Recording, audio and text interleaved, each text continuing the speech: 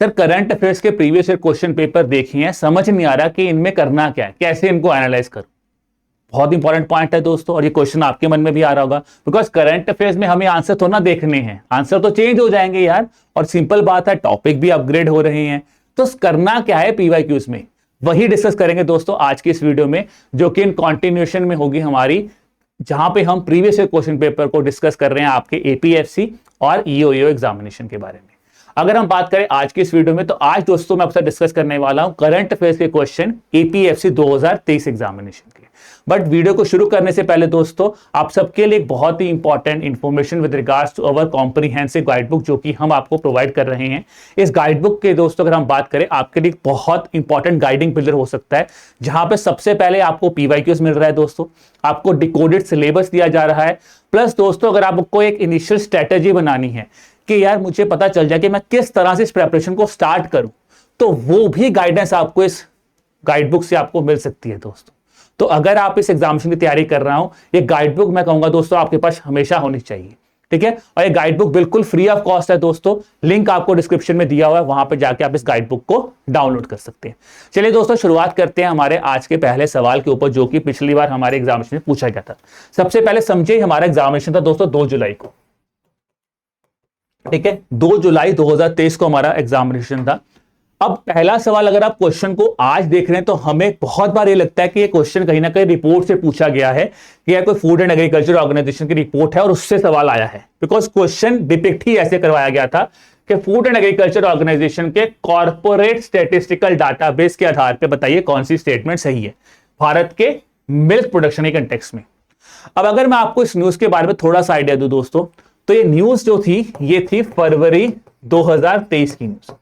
अब ये न्यूज क्या थी? न्यूज ये थी दोस्तों कि भारत जो है वो नंबर 1 मिल्क प्रोड्यूसिंग कंट्री बना है, ये था न्यूज। और वो भारत जो नंबर 1 मिल्क प्रोड्यूसिंग कंट्री बना है, ये हमें पता कहां से चला था? ये पता चला था हमारे फूड एंड एग्रीकल्चर ऑर्गेनाइजेशन के डाटाबेस के ऊपर, जिन्होंने data set corporate statistical database निकाला था। वहां पे बोला गया था कि भारत 24% कंट्रीब्यूट कर रहा है जी ग्लोबल मिल्क प्रोडक्शन का, तो भारत नंबर 1 पे आया है। अब यहां से हमें क्या पता चलता है दोस्तों, अगर आप अपने एग्जामिनेशन की तैयारी कर रहे हैं, तो सबसे पहला पॉइंट, आप जहां पे भी भारत ने कोई माइलस्टोन अचीव किया है, या अगर मैं बात करूं, एग्जांपल ले रहा हूं, कोल प्रोडक्शन में इंडिया लार्जेस्ट प्रोड्यूसिंग कंट्री है, ठीक है, इंडिया मिल्क प्रोडक्शन में नंबर 1 है, इंडिया कॉटन प्रोडक्शन में नंबर 1 है।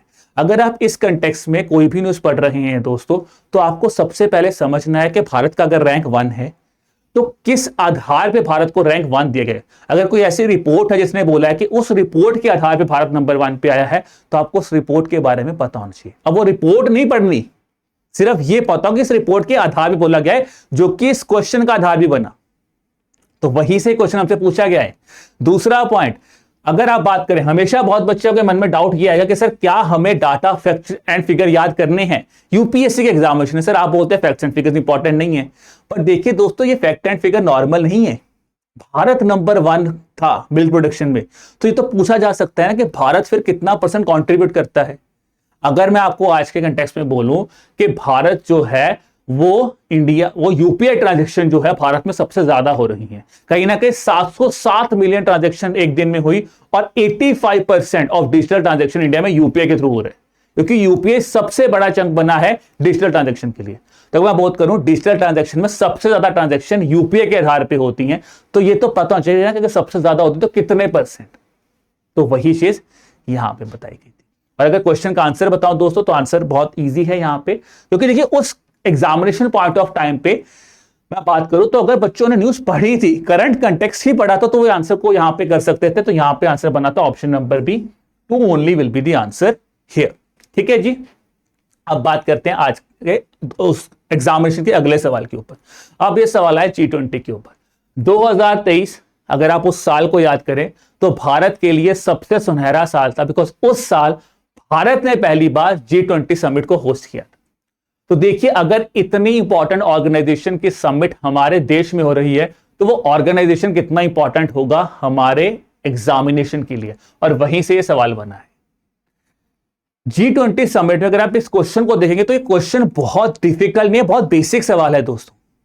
देखिए अगर मैं बात करूं यहां पे आपको करना क्या है, अगर कोई भी ऐसी इंटरनेशनल ऑर्गेनाइजेशन है जिसमें इंडिया एक्टिव मेंबर का मतलब या तो इंडिया वहां पे चेयर कर रहा है, या इंडिया पहली बार मेंबर बना है, या उस ऑर्गेनाइजेशन में India one of the founding member है और इंडिया परमानेंट मेंबर है। जैसे ब्रिक्स की बात कर लीजिए, कोलंबो सिक्योरिटी कॉन्क्लेव की बात करो, बिम्स्टेक की बात करो दोस्तों, अगर मैं बात करूं इंटरनेशनल सोलर अलायंस की बात की जाए, इंटरनेशनल बिग कैट अलायंस हो गया, ग्लोबल बायोफ्यूल अलायंस हो गया, ये इंपॉर्टेंट अलायंसेस हैं जहां पे इंडिया बहुत एक्टिव रोल प्ले कर रहा है। तो उसी कंटेक्स्ट में G20 की बात की जाए तो G20 की समिट इंडिया में हुई थी। अब क्वेश्चन उन्होंने पूछा यहां पे कौन सी स्टेटमेंट गलत है। अगर आप इन स्टेटमेंट्स को पढ़ रहे हैं दोस्तों बहुत इजीली आप क्वेश्चन को देख सकते हैं, बिकॉज G20 कभी भी 20 कंट्रीज का ग्रुप ही नहीं बना। G20 में 19 कंट्रीज प्लस यूरोपियन यूनियन था, भारत ने अफ्रीकन यूनियन को भी ऐड करवाया था, तो ये आपको पता होना चाहिए। 20 कंट्रीज ने 2 ऑर्गेनाइजेशंस भी यहां पे प्रोमिनेंट रोल प्ले करते हैं, यूरोपियन यूनियन भी और अफ्रीकन यूनियन भी, ठीक है। तो ये आपको यहां पे पता होना चाहिए, इसलिए दोस्तों यहां पे ऑप्शन नंबर डी गलत बन जाता है। अब यहां पे अगर मैं इस क्वेश्चन को ध्यान से समझूं, बहुत बच्चे सोचेंगे सर क्या मुझे फाउंडिंग ईयर याद करना था, क्या मुझे ये पता होना चाहिए कि मीटिंग एनुअली होती है नहीं होती है, रोटेटिंग प्रेसिडेंसी भी होती है नहीं होती, क्या 85% ऑफ ग्लोबल जीडीपी को G20 रिप्रेजेंट करता है। तो यूपीएससी अगर आपसे डाटा पूछ रहा है दोस्तों, डाटा के बेस पे ऐसा नहीं है, जरूरी नहीं कि हर क्वेश्चन डाटा के बेस पे ही आपका निकलेगा। अगर आपने बेसिक पढ़ा है दोस्तों किसी ऑर्गेनाइजेशन के बारे में, तो आपको बेसिक क्या पढ़ना है, आपको पता होना चाहिए कि वो ऑर्गेनाइजेशन में मेंबर्स कौन हैं, क्या भारत फाउंडिंग मेंबर था या नहीं था, वो ऑर्गेनाइजेशन कब से बना है, ठीक है, उसका ऑब्जेक्टिव क्या है, उसका टारगेट क्या है। ये इंपॉर्टेंट चीजें आपको हर ऑर्गेनाइजेशन में जब भी आप पढ़ रहे हैं आपको यहां पे पढ़ना, आपको उसको पढ़ना चाहिए। अब आते हैं दोस्तों हमारे अगले सवाल के ऊपर जो कि है नोबेल प्राइज के ऊपर। देखिए अवार्ड्स अगर मैं बात करूं तो अवार्ड से सवाल, अवार्ड्स एक one of the hot topic है, जो कि अगर मैं बात करूं एपीएफसी एग्जामिनेशन और ईओयू दोनों में इस पे सवाल पूछे जाते हैं और इंपॉर्टेंट एक one of the hot topic है यूपीएससी का।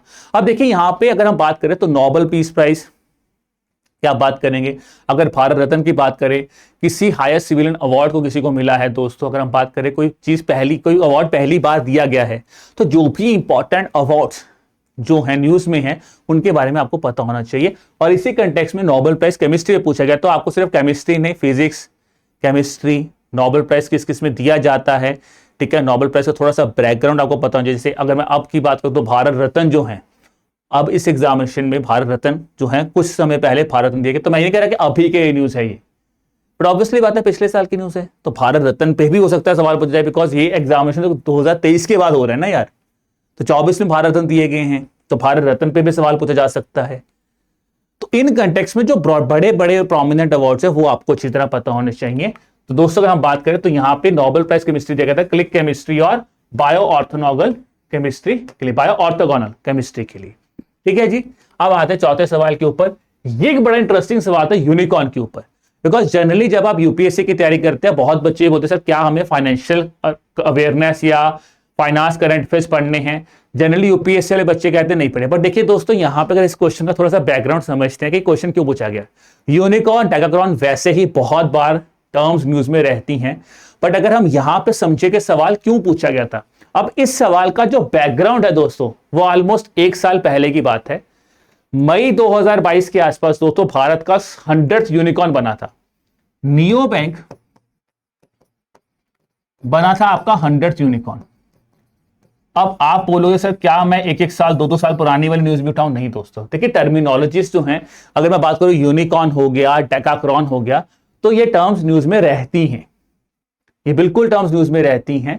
तो देखिए अगर कोई मेजर, अगर हम बात करें कोई माइलस्टोन अचीव हो गया इन्हीं कंटेक्स्ट में, इन टर्मिनोलॉजी के कंटेक्स्ट में, तो आपको इन टर्मिनोलॉजी के बारे में पता होना चाहिए, ठीक है जी।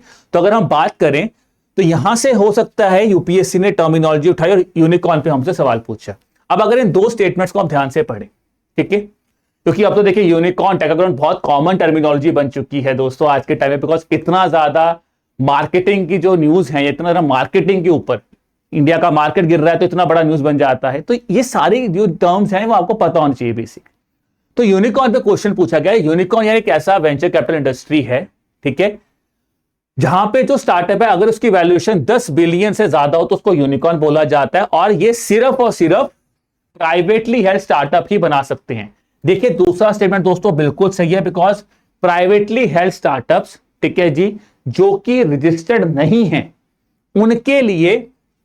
यूनिकॉर्न डेकाग्रॉन टर्म यूज की जाती है। यूनिकॉर्न का मतलब होता है 10 बिलियन, 1 बिलियन, और डेकाग्रॉन का मतलब होता है 10 बिलियन। ठीक है, तो पहली स्टेटमेंट एक्चुअल में यूनिकॉर्न नहीं डेकाग्रॉन को डिपिक्ट करती है। ठीक है, और अगर मैं आपसे बोल लूं दोस्तों, अगर आप कोई भी न्यूज पढ़ रहे हैं जहां पे आपको कोई ऐसी टर्मिनोलॉजी दिखती है, जैसे मैं बात करूं कि एयू स्मॉल फाइनेंस बैंक से यूनिवर्सल बैंक बनना है, तो अब स्मॉल फाइनेंस बैंक क्या होता है, यूनिवर्सल बैंक क्या होता है, आपको इसके बारे में पता होना चाहिए। अब स्मॉल फाइनेंस बैंक से यूनिवर्सल बैंक अगर आप शिफ्ट करते हैं तो क्या क्या आपको फायदा होने वाला है। ठीक है, तो ये आपको पता होना चाहिए। स्मॉल फाइनेंस बैंक से यूनिवर्सल बैंक ट्रांसफॉर्म करने के लिए क्या क्या चीजें, क्या क्या इनिशिएटिव्स जो हैं, या क्या क्या मिनिमम रिक्वायरमेंट्स चाहिए, वो आपको पता होने चाहिए। तो इस तरह से आपको जब आप कोई भी करंट अफेयर्स की न्यूज पढ़ोगे दोस्तों फाइनेंशियल अवेयरनेस के कंटेक्स्ट में, तो आपको सिर्फ यार ये नहीं ध्यान रखना है कि नहीं यार ये न्यूज पढ़ ली बस खत्म, आपको बैकग्राउंड भी समझना है, आपको समझना कि अच्छा यार ये टर्मिनोलॉजी भी तो इंपॉर्टेंट है। ठीक है, क्योंकि यूपीएससी दोस्तों अगर आपसे देखा जाए तो यूपीएससी की ये टेंडेंसी रही है, आप किसी भी एग्जामिनेशन में यूपीएससी की तैयारी करो तो यूपीएससी कभी भी बहुत स्ट्रेट फॉरवर्ड आपसे नहीं पूछेगा, यूपीएससी आपको चीजें घुमा के पूछेगा। हो सकता है वो न्यूज काफी पहले न्यूज में हो और आपसे हो सकता है इस टर्मिनोलॉजी को छोड़ दो, बट मैं बोलूंगा दोस्तों अगर आप रीसेंट कंटेक्स्ट में तैयारी कर रहे हैं और जो जो इंपॉर्टेंट टर्म्स आप पढ़ रहे हैं पिछले एक साल में, तो आप उनको अच्छी तरह यहां पे पढ़िए। ठीक है, चलिए अब आते हैं अगले सवाल के ऊपर।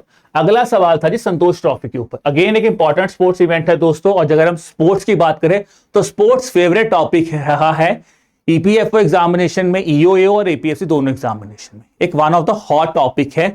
अगर हम बात करें तो यहां पे भी कोई नॉर्मल इवेंट नहीं था दोस्तों। संतोष ट्रॉफी की बात करें, अगर मैं बात करूं, अगर रीसेंट कंटेक्स्ट में विंबलडन से क्वेश्चन पूछा जा सकता है।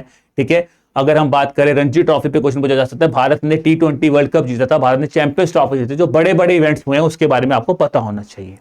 अब मैं बात करता हूं संतोष ट्रॉफी के ऊपर अगर सवाल पूछा गया तो इन दोनों स्टेटमेंट्स जिसकी हम बात कर रहे हैं, ये स्टेटमेंट्स क्यों पूछी गई। देखिए, जब संतोष ट्रॉफी 2022-23 के आसपास स्टार्ट हुई थी तो वहां पे सबसे इंपॉर्टेंट पॉइंट हाईलाइट ये किया गया था कि संतोश ट्रॉफी का फाइनल इस बार इंडिया में नहीं होगा, इंडिया के बाहर होगा, रियाद में होगा। तो पहला क्वेश्चन यहीं से पूछा गया, पहली स्टेटमेंट आप कह सकते हैं ये पूछी गई, नॉट क्वेश्चन। दूसरी स्टेटमेंट, अब कर्नाटका ने 54 इयर्स के बाद जाके इस ट्रॉफी को जीता था, तो ऐसा तो था नहीं कि रेगुलर इवेंट और काफी सालों के बाद जीता था। ठीक है ना, अब अगर किसी स्टेट ने इसको काफी समय के बाद जीता है तो वो स्टेट ने जीता ये इंपॉर्टेंट बन जाता है, बट ये भी तो इंपॉर्टेंट है ना कि उस स्टेट ने हराया किसको है। अगर कोई स्टेट जीती है तो किसी को हराया भी तो होगा, तो वहां पे आया था मेघालय। तो इस कंटेक्स्ट में हमसे सवाल पूछा गया था, और अगर हम आंसर बोले तो बिल्कुल दोस्तों दोनों की दोनों स्टेटमेंट्स यहां पे सही थी। तो अगर कोई भी इवेंट पढ़ रहे हो दोस्तों आपको पता होना चाहिए। जैसे मैं अगर बात करूं कि अगर हम रिसेंट कंटेक्स्ट की बात करें तो रिसेंटली हमारी वुमेन्स चेस चैंपियन बनी है दिव्या देशमुख जी। अब क्वेश्चन भी पूछा जा सकता है कि उन्होंने किसको हराया, तो ये जनरल बैंकिंग क्वेश्चन लगता है आपको। बट अगर हम एक बात करें, क्या वो भारत की पहली ग्रैंड मास्टर बनी है, वुमेन्स चेस ग्रैंड मास्टर, क्या वो भारत की पहली वुमेन चेस चैंपियन बनी है। ठीक है, अगर वो पहली चेस चैंपियन नहीं है तो उनसे पहले कौन कौन भारत में चेस चैंपियन रह चुका है, ये वर्ल्ड कप जीता है women chess world cup. Women chess world cup India में होने वाला है, तो अगर इस पूरी चीज को समझोगे तो क्वेश्चन हो सकता है कि जो नवंबर में वुमेन चेस वर्ल्ड कप जो चेस वर्ल्ड कप इंडिया में होने वाला है नवंबर में, तो उस कंटेक्स्ट में अगर वो आपसे इस स्टेटमेंट पे सवाल पूछे कि यार मेन चेस वर्ल्ड कप और वुमेन चेस वर्ल्ड कप दोनों ही इंडियंस ने जीता है, और उनके नाम पूछ लीजिए डी गुकेश और दिव्या देशमुख। क्वेश्चन पूछा D Gukesh youngest chess champion बने थे और दिव्या देशमुख जो हैं क्या वो यंगेस्ट बनी है, तो क्वेश्चन भी पूछा जा सकता है। अब आप तो बोलोगे सर चेस चैंपियनशिप तो हुई है, क्वेश्चन तो उन्होंने कितना ही पुराना पूछा, क्योंकि रिलेशन बना। तो यही चीज है दोस्तों, यूपीएससी अगर आप कोई भी टॉपिक पढ़ोगे तो अगर उसके बैकग्राउंड इवेंट में यानी कि पिछले 6-7 महीनों में उस न्यूज के कंटेक्स्ट में कुछ हुआ है तो आपसे सवाल पूछा जा सकता है। तो यही अगर हम बात करें इस इवेंट की, तो यहां पे मेजर पॉइंट क्या था, क्योंकि फाइनल पहली बार रियाद में हो रहा था, कोई जो स्टेट ने जीता था उसने काफी समय बाद जीता था, तो यहां पे इसलिए यहां पे सवाल पूछा गया है। ठीक है, तो इवेंट से आपको ऐसे याद करने हैं। अब आते हैं दोस्तों ई संजीवनी पोर्टल के ऊपर। देखिए अगर हम बात करें तो भारत में कहीं ना अगर हम बात करें 2022-23 ऑनवर्ड हम लोगों ने बहुत ज्यादा टेली काउंसलिंग के ऊपर, टेलीफोनिक काउंसलिंग, टेलीफोनिक मेडिसिन के ऊपर बहुत ज्यादा फोकस किया है। हम कहीं ना कहीं डिजिटलाइजेशन जाते हैं, हम चाहते हैं कि लास्ट मिनट जो है कनेक्टिविटी हो सके मेडिसिन के फॉर्मेट में भी, या फिर मेडिकल कंटेक्स्ट के बाद में भी, ठीक है, मेडिकल सर्विसेज के कंटेक्स्ट में भी। अगर हम यहाँ पे बात करें दोस्तों, तो क्वेश्चन था कि ई संजीवनी जो है, क्योंकि बहुत कॉमन इनिशिएटिव, बहुत बार न्यूज में रहता है, और कभी भी सेशन अगर आप देखोगे, चाहे आप बजट सेशन देख लीजिए, आप मॉनसून सेशन देख लीजिए, ई संजीवनी कहीं ना कहीं न्यूज में रहता है। तो देखिए पूछा गया था कि ई संजीवनी किस चीज के लिए बनाया जाए, किस इनिशिएटिव के लिए लॉन्च किया गया था, वो था टेलीमेडिसिन। तो ये इजी क्वेश्चन है दोस्तों, ठीक है। अगर आप अभी भी देखेंगे तो अभी भी ये न्यूज में होगा, तो उस पॉइंट ऑफ टाइम पे भी ये सेशन के टाइम पे न्यूज में थी। फिर अब आते हैं दोस्तों कैंपा फंड के बारे में। देखिए उस टाइम पे एनवायरनमेंट को लेके काफी ज्यादा जो गवर्नमेंट इनिशिएटिव्स ले रही थी उसके बारे में काफी डिस्कशन था, बिकॉज भारत ने उसी पॉइंट ऑफ टाइम में अपनी पंच अमृत स्ट्रेटेजी के बारे में बताया था, जहां पे भारत ने बोला था कि 2070 तक हम नेट जीरो कार्बन एमिटर बनने वाले हैं। तो वो इतना इंपॉर्टेंट इवेंट था ना, तो वहां पे एनवायरनमेंट को लेके इंडिया ने जो जो इनिशिएटिव्स थे सेशन में भी हाईलाइट किए थे सरकार ने। तो उसी कंटेक्स्ट में अब क्या हुआ, सरकार ने फंड का नाम लिया था कैंपा फंड, जो कि हमारा एनवायरनमेंट रेगुलेशंस के कंटेक्स्ट में ही आता है। तो इसको रेगुलेट कौन करता है, ministry of environment forest and climate change regulate करती है। तो ये क्वेश्चन जो है हमारे अगेन एक बिगर टॉपिक के कंटेक्स्ट में न्यूज में हमसे पूछा गया है। अब आते हैं दोस्तों, जैसे मैंने बोला काफी न्यूज का मैंने वो कंटेक्स्ट समझाया। अब जो ये दोस्तों एक क्वेश्चन, जो लास्ट क्वेश्चन मैं डिस्कस करूंगा, वो है बिराक के बारे में। अब देखिए यहां पे ना BIRAC as an organisation, normally अगर हम बात करें, बिकॉज बहुत ऑर्गेनाइजेशन न्यूज में रहे, तो बिराक भी एज एन ऑर्गेनाइजेशन न्यूज में था, ठीक है। पीआईबी में बिराक के बारे में डिस्कशन हुआ था, जैसे बिराक ने एग्रीमेंट साइन किया, तो एक ऑर्गेनाइजेशन है बिराक, उसने एग्रीमेंट साइन किया, ऐसे कुछ न्यूज बिराक के बारे में न्यूज में थी। अब उस कंटेक्स्ट से यूपीएससी ने बहुत ही इन डेप्थ सवाल पूछा बिराक एज एन ऑर्गेनाइजेशन के ऊपर, ठीक है। अगर मैं बात करूं दोस्तों, तो ये उस साल का one of the toughest question था अगर हम एपीएससी एग्जामिनेशन की बात करें। बाकी क्वेश्चंस फिर भी ऐसे थे, अगर आपने चीजों को पढ़ा हुआ एक साल तो आप चीजों को हैंडल कर सकते थे, टैकल कर सकते थे। तो ये एग्जामिनेशन ऐसा नहीं था कि इसको बिल्कुल टैकल नहीं किया जा सकता, बट ये क्वेश्चन कुछ ऐसा था दोस्तों जो कि बहुत ही आउट ऑफ द कंटेक्स्ट पूछा गया। और मुझे लग रहा है उस समय पे मेजॉरिटी बच्चों जिनसे मेरी बात हुई, तुम सबने बोला कि सर ये क्वेश्चन तो हमने छोड़ दिया था कि यार ये तो समझ ही नहीं आ रहा क्या है। अगर इस क्वेश्चन को समझे दोस्तों, तो इससे समझ ही आता है कि कोई भी इंपॉर्टेंट ऑर्गेनाइजेशन न्यूज में है तो आपको उसके बारे में पढ़ना है। जैसे कि मैं बात करूं रिसेंट कंटेक्स्ट में नीति आयोग न्यूज में रहा है, उसके अलावा आपका मॉनेटरी पॉलिसी कमेटी न्यूज में है दोस्तों, ठीक है ना। गवर्नमेंट ई मार्केट प्लेस है, ONDC, prominent organisation, prominent initiative है जो न्यूज में है, खबरों में है, तो आपको उनके बारे में पता होना चाहिए, उनके बारे में आपको पढ़ना है। अगर हम यहां पे बात करें दोस्तों, तो पूछा गया था कौन सी स्टेटमेंट सही है। बिल्कुल जी, बिराक एक ऑर्गेनाइजेशन है जिसका काम क्या है कि वो किस तरह से हमारे जो इंडस्ट्री रिसर्च है उसको किस तरह से हमारे जो साइंटिस्ट है, बडिंग साइंटिस्ट है, उनको हम एनकरेज कर सके, आप फाइनेंशियली कह सकते हैं, उनको रिसर्च के रिगार्डिंग हम उनको कहीं ना कहीं एनकरेज कर सके, इसलिए बिराक काउंसिल बना। तो बिल्कुल बात है, इनोवेशन एंटरप्रेन्योरशिप बनाना चाहते थे आप, अफोर्डेबल इनोवेशन लेके आना चाहते थे, आप चाहते थे कि स्टार्टअप्स और स्मॉल एंड मीडियम एंटरप्राइजेस है एक एम्पावर किया जाए उनको, ठीक है ना। फिर यहाँ पे क्या यंग इन्वेस्टिगेटर्स को entrepreneur managerial development regarding biotechnology की बात करें तो दोस्तों ये स्टेटमेंट करते हैं, ऐसा बिराक का ऑब्जेक्टिव नहीं था। बिराक का प्राइम ऑब्जेक्टिव है कि किस तरह से हम इनोवेशन को स्ट्रेंथन कर सकते हैं। और कहीं ना कहीं हम बात करें तो जो हमारे बडिंग स्टार्टअप्स थे बायोटेक्नोलॉजी, अगर हम बात करें बायोटेक्नोलॉजी को लेके किस तरह से हम उनको बेसिकली कह सकते हैं कोलैबोरेट कर पा पाए, ये मेन ऑब्जेक्टिव था। तो इसलिए यहाँ पे आंसर 1, 2 और 3 बनेगा, ठीक है दोस्तों। अगेन मैं मैंने आपको स्टार्टिंग बोला था, हमें यहाँ पे आंसर्स को नहीं पढ़ना है, ठीक है ना। अगर आप बात करें तो जो भी इंपॉर्टेंट ऑर्गेनाइजेशंस आपकी न्यूज में रहेंगी उनको आपको अच्छी तरह पढ़ना। अब ये नहीं कि बिराक पे सवाल है तो बिराक पढ़ने बैठ जाओ, नहीं, क्योंकि यूपीएससी है, यूपीएससी में करंट अफेयर्स बहुत वास्ट रहते हैं दोस्तों, तो इसलिए आपको बहुत अच्छी तरह से इन चीजों को पढ़ना है, ठीक है। जो भी ऑर्गेनाइजेशन है, जो भी चीजें आप पढ़ रहे हैं, तो मेन चीज आपको यहां से ये पता चलती है कि आपको चीजों पे डायरेक्ट तो चीजें पता ही हो, उस पर भी सवाल आया, बट अगर आपको थोड़ी सी चीजों को इनडायरेक्टली आपने उसका बैकग्राउंड पढ़ा है, चीजों को समझा है, तो वो चीजें भी आपकी यहां पे हेल्प करेगी।